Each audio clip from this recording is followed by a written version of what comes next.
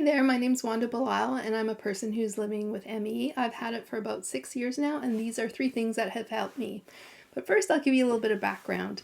I was like that super busy type A person, and then I suddenly got sick with this mystery illness. It took me years to get it diagnosed. And by the time I was diagnosed, because I didn't understand PEM and I kept pushing through all the crashes I was having, my life score would probably be between like a 30 to 40% of what I could do normally. It meant that I was like living on my couch, just in that paralyzed fatigue where you just can't move. If I had to drive my daughter to school, it's 3 kilometers, and by the time I got there, I'd be shaking. I would feel sick and nauseous, like I was going to throw up, and I'd want to cry because it was so tough that I didn't even know how I was going to drive the 3 kilometers back. It also looked like maybe having a shower once a week. Like, actually, I never had, who am I kidding? I never had showers. I would maybe have a bath once a week. Now, my brain fog and fatigue was so bad that my husband and I owned a small business, well, actually kind of a bigger business, but my brain fog just meant that I couldn't work. I kept making mistakes. I was too tired to show up, and eventually we had to sideline the entire business and let go of our employees. This also meant that I missed out on like both my daughters are into sports, and while they were busy snowboarding and racing all over the country, I was literally in bed.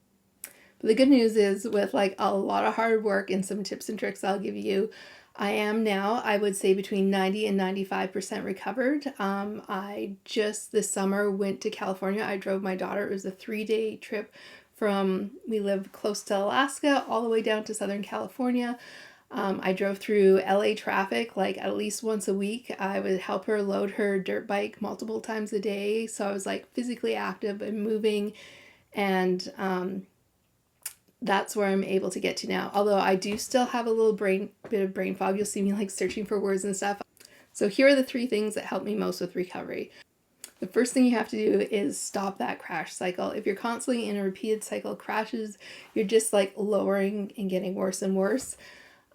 So when I finally broke that, and I broke it using a strategy that I like to call practical pacing, plan out my day strategically, and then tap into my body to see like, oh, where am I now? Not like scanning for symptoms, but just seeing what my energy level's at, and to go and take breaks before I would go and crash. I'd also like bookend any activities. So if I had to go, let's say, to the mailbox, rest, go to the mail, rest again. And when I first started practically pacing, it also looked like I would set a timer just to remind myself to check in to see like where I'm at. Now I have like this built-in intuition to tap into my body and know to stop before any symptoms happen. Now it took a while, but it is possible. The second thing I did was really rebalance my nervous system. I was like, from having our own business, and my oldest daughter was a type 1 diabetic, I was living in fight or flight mode well before I got sick. And so my nervous system, like I was constantly like 1, 2, 3 looking for danger, scanning. I was never calm, and I treated like every little problem or setback like it was like the end of the world emergency.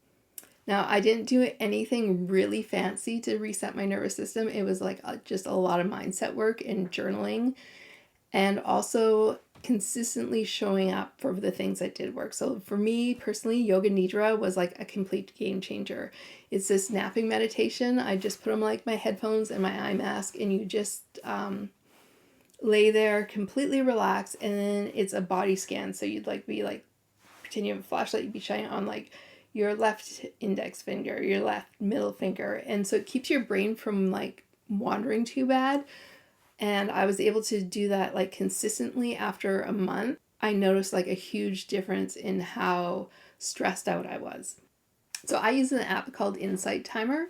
It's you can get a free version of it. It has a ton of yoga nidras and other meditations. I started with like 10-minute yoga nidras and slowly worked up to about 30 to 40-minute sessions. Now, to be honest, most of the time I fell asleep, and I just took it as a sign that my body needed more rest. Now, there's lots of different things that I've done that have really helped, but the third thing that I'm going to mention here today is medication and finding a amino acid therapy that worked for me.